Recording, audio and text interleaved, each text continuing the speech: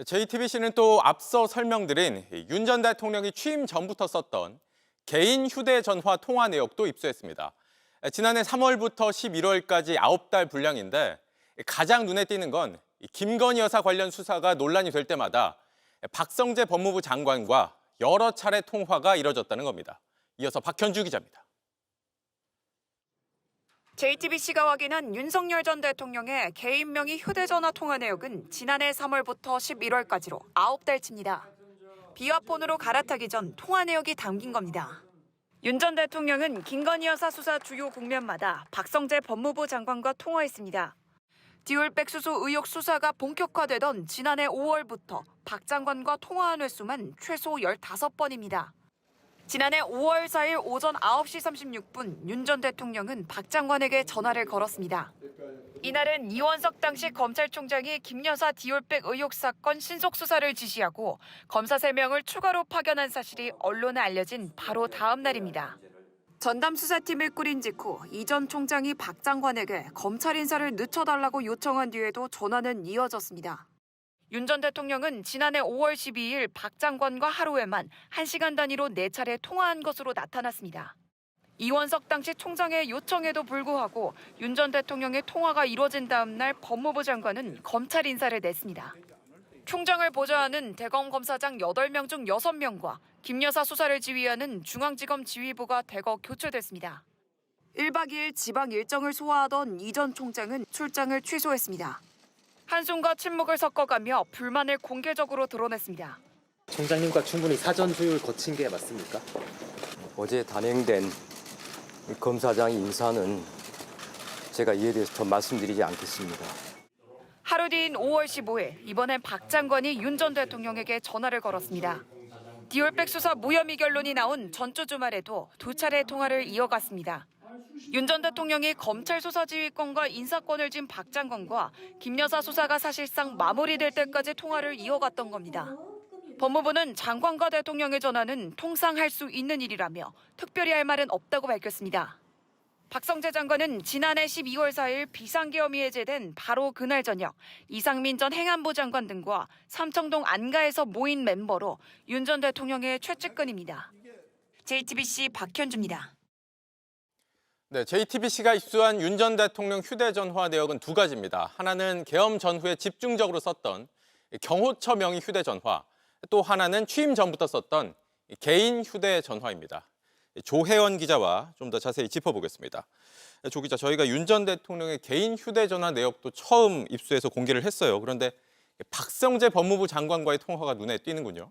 네, 그렇습니다. 저희가 주목하고 있는 건 통화한 시점입니다. 통화가 집중됐던 시기에 어떤 일이 있었는지를 따져봤는데 대부분 김건희 여사 수사가 주요 고비에 있을 때였던 겁니다. 네, 당시 상황을 좀 더 자세히 짚어볼까요?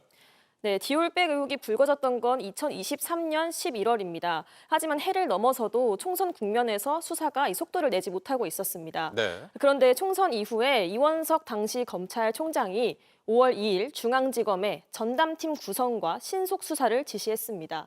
이 총장이 퇴근길에 5월 3일 다음 날에는 퇴근길에 공개적으로 수사 의지를 밝히면서 이 내용이 보도가 되기도 했었습니다. 네. 또 총선 뒤에 특검 여론이 계속 불거지는 상황에서 이 수사를 계속 미룰 수는 없다는 검찰총장의 판단이었던 걸로 보인다, 이런 내용들이 알려졌었고요.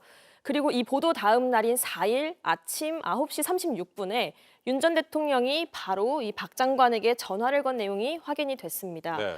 그리고 바로 이어서 그 다음에는 검찰총장의 의사가 전혀 반영되지 않은 검사장 인사도 단행이 됐습니다. 이 수사 핵심 라인과 총장 측근이 5월 13일에 대거 교체가 됐는데 이 검사장급 인사 39명이 교체가 됐습니다. 네. 당시 검찰 내부에서는 총장을 건너뛴 군사 작전 같은 인사였다는 말까지 나왔습니다. 이 시기 통화 내역도 확인을 해봤는데 이 바로 전날인 5월 12일 이 4차례 통화가 있었던 걸로 또 확인이 됐습니다. 그러니까 이 얘기는 이 대통령과 법무부 장관이 여러 차례 통화한 다음 날에 이 검찰의 김 여사 수사를 담당했던 지휘 라인들이 대거 물갈이가 됐다라는 거죠. 네, 그렇습니다. 이 통화 내역은 확인되지 않았지만 당시 시기적으로 그런 상황이었던 겁니다. 네. 그리고 이원석 총장이 그 다음에 인사에 대한 질문을 받고 이 7초간 침묵을 이어갔던 장면이 있었는데 이게 또 화제가 되기도 했고요. 윤 전 대통령이 과거에 검찰총장 시절에 자신을 식물총장이라고 표현했던 점까지 다시 회자가 됐었습니다.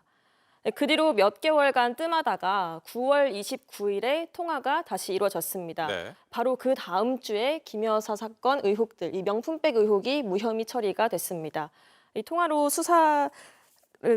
통화가 수사에 영향을 준 점이 이제 좀 더 확인이 필요하다는 지적이 나옵니다. 네. 그러니까 공교롭게도 이렇게 대통령과 법무부 장관의 통화가 이뤄진 다음에 이 김 여사 관련 수사에 제동이 걸렸다 이렇게 볼 수 있는 상황이에요. 이거 그래서 좀 더 따져봐야 한다는 얘기인 거죠. 계엄 당시 통화 내용도 좀 살펴볼까요? 이 친윤계 의원들과 집중적으로 통화를 했어요. 네, 그렇습니다. 이 리포트로 보신 것처럼 계엄 직전에 추경호 의원과 통화했고 계엄 당일에 추경호, 나경원 의원 그리고 다음 날인 김재원 전 의원과 인요한 최고위원과 통화한 내용도 좀 확인이 됐습니다. 이 집중적으로 친윤계 의원들과 주로 소통한 점이 확인이 된 건데요. 대부분 탄핵 국면에서 대통령을 옹호한 인물들입니다. 네, 김재원 전 최고위원은 올 1월에 부정선거를 허무맹랑한 이야기로 치부하고 넘어갈 수는 없다 이렇게 말하면서 또 부정선거 의혹을 옹호하는 듯한 발언을 했습니다. 네, 그리고 그 김재원 전 의원은 지금 김문수 국민의힘 대선 후보의 비서실장으로 일하고 있습니다. 그리고 인요한 전 최고위원은 계엄 이틀 뒤에 국민의힘 최고위 회의에서 대통령이 업적도 있다, 또 계엄을 심적으로는 이해한다라고 말하기도 했습니다. 그리고 또 다른 나경원 의원은 탄핵 반대 집회에 좀 참여한 대표적인 인물이었습니다. 네. 그리고 또 한 사람이 계엄의 핵심 인물이죠. 김용현 전 장관과도 긴밀하게 소통한 정황이 나왔어요. 네, 그렇습니다. 지난해 3월에서 4월쯤에 김용현 전 장관과 사령관들과 이 삼청동 안가에서 윤 전 대통령이 만나서 이 비상대권 외에는 방법이 없다라고 언급한 뒤에 이 즈음에 이어진 수차례 통화 내역이 좀 확인이 됐습니다. 네. 3월에는 6차례, 4월에는 10번 전화한 내용이 확인이 됐고요. 또 비상조치가 아니면 나라를 정상화할 방법이 없다고 언급한 5월과 6월 회동 전후에도 김 전 장관과 5번 통화했습니다.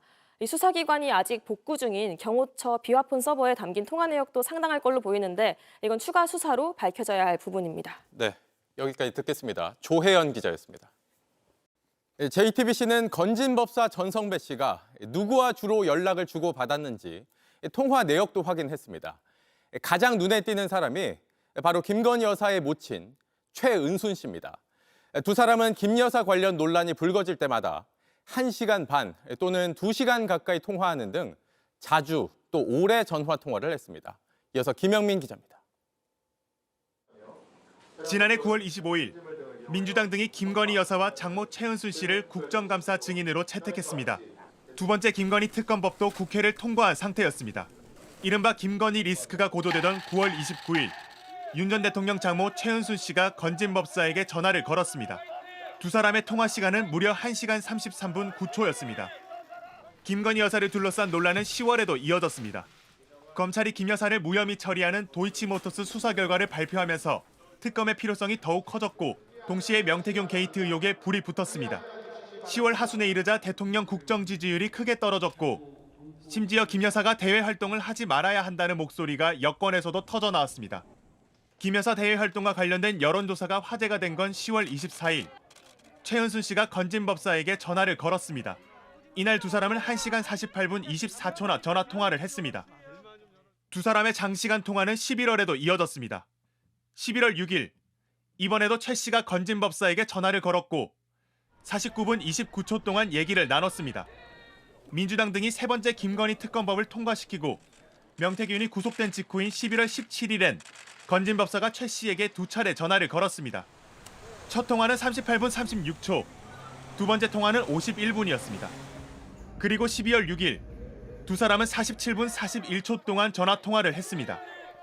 윤석열 전 대통령의 첫 번째 탄핵소추안 표결, 그리고 김건희 특검법 재표결 하루 전날이었습니다. 검찰 분석에 따르면 지난해 두 사람은 9월 29일부터 12월 6일까지 두 달 동안 10차례 연락을 주고받았습니다. 검찰은 2023년 12월부터 1년 동안 건진법사와 50차례 이상 연락을 주고받은 19명을 뽑아서 분석하기도 했습니다. 대부분 가족 또는 측근들인데 국회의원도 1명 포함돼 있습니다. 60차례 가장 많이 연락을 주고받은 정치인은 국민의힘 윤한홍 의원입니다. 검찰은 이 부분에 강도 표시를 하고 두 사람이 최근까지도 가까운 사이를 이어오고 있다는 주석을 달았습니다.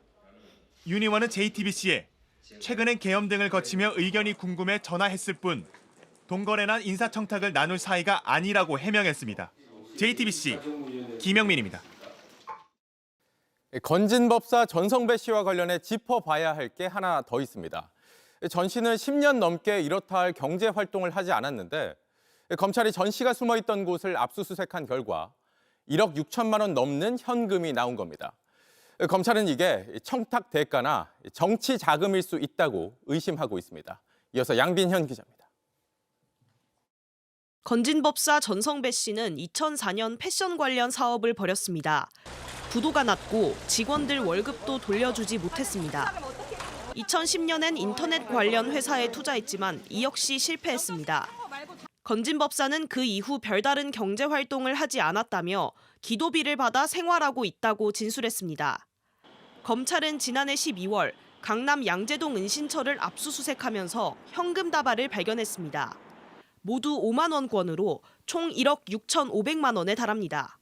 검사는 이 돈이 어디에서 났는지 물었습니다.